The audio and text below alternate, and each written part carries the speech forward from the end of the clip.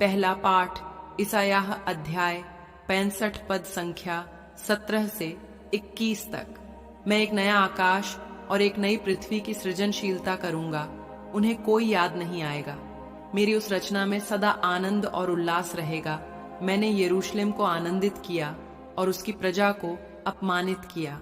तब यरूशलेम मुझे आनंद देगा और मेरी प्रजा मेरे उल्लास का कारण बनेगी।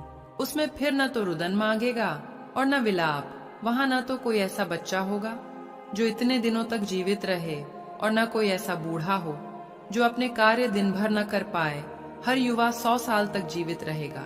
जो उस उम्र तक नहीं पहुंच पाएगा वह शापित माना जाएगा।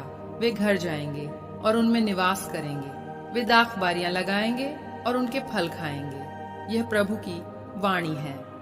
ईश्वर को धन्यवाद। सुसमाचार संत यूहन अध्याय 4 वचन संख्या 43 से 54 तक। उन 2 दिनों के बाद वह वहां से विदा होकर गलीलिया चला गया। ईसा ने स्वयं कहा था कि अपने देश में नबी का आदर नहीं होता। जब वह गलीलिया पहुंचा तो लोगों ने उसका स्वागत किया, क्योंकि ईसा ने पर्व के दिनों में यरूशलेम में जो कुछ किया था वह सब उन्होंने देखा था। त्योहार के लिए वे भी वहां गए थे। वे फिर स्ट्रीटलिया के काना नगर आए, जहां उन्होंने पानी को जैविक बनाया था। कफरनहूम राज्य के किसी व्यक्ति का पुत्र बीमार था। जब उस आदर्श ने सुना कि ईसा यहूदिया से गलीलिया आ गए हैं, तब वह उनके पास आया। उसने इस प्रार्थना से कहा कि वह चलकर अपने पुत्र को चंगा कर दे, क्योंकि वह मृत्यु मरने को थी।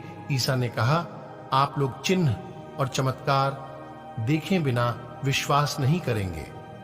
इस पर उसने उनसे कहा, महोदय, कहीं मेरा बच्चा न मर जाए। ईसा ने उत्तर दिया, जाइए, आपका बेटा अच्छा हो गया है। वह मनुष्य ईसा के वचन पर विश्वास प्रकट कर चुका है। वह रास्ते में ही था कि उसका नौकर मिल गया और उससे बोला, तुम्हारा बेटा अच्छा हो गया। उसने उनसे पूछा कि उन्हें किस समय अच्छा लगा। उन्होंने कहा कि कल दिन के 1 बजे उनका बुखार उतरा। तब पिता को समझ में आया कि ठीक समय ईसा ने कहा था, तुम्हारा पुत्र अच्छा हुआ है, और उसने अपने सारे कुल पर विश्वास किया।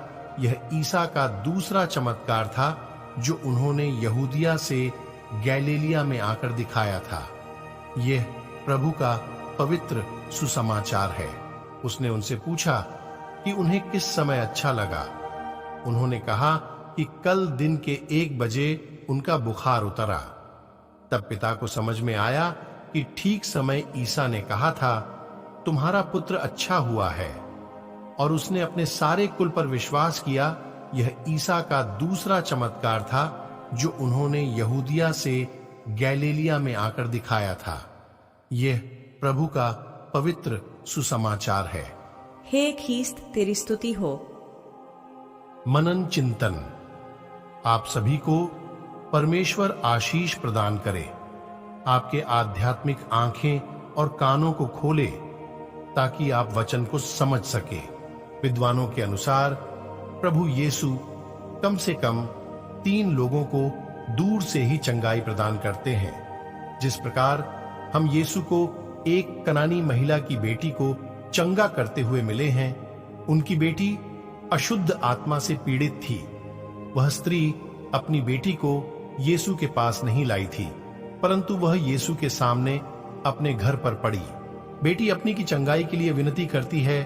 यीशु उस महिला के विश्वास को देखकर उसकी बेटी को दूर से ही चंगा करते हैं। और दूसरा चमत्कार हम देखते हैं कि यीशु ने एक शतपति के सेवक को चंगा किया था, जो उसके घर पर पड़ा था और मरणासन था। आज के पाठ में यूहन 4 के 46 और 54 में हमने बताया है कि यीशु ने किसी देवता के बेटे को चंगा किया जो गंभीर रूप से बीमार था। वह अधिकारी स्ट्रीटलिया के काना में यीशु से अपने बेटे के लिए चंगाई की याचना करती है। उनका बीमार बेटा कफरनहूम में है। यीशु उसे दूर से केवल इन शब्दों से कहते हैं, जाओ, तुम्हारा बेटा अच्छा हो गया है। इन 3 उदाहरणों में हम देखते हैं कि लोग अपने किसी बीमारी से पीड़ित, प्रियजन के लिए यीशु से याचना करते हैं और ये ऐसे बीमार लोगों को दूर से ही अपने शब्द मात्र से ठीक करते हैं। वे सर्व सहयोगी ईश्वर हैं। मेरे प्यारे विश्वासी भाई बहनों, आइए हम वचन पर मनन चिंतन करें। आप सभी को परमेश्वर का अनमोल लोहू, आशीष तथा शांति प्रदान करे। आमीन। जय मसीह की।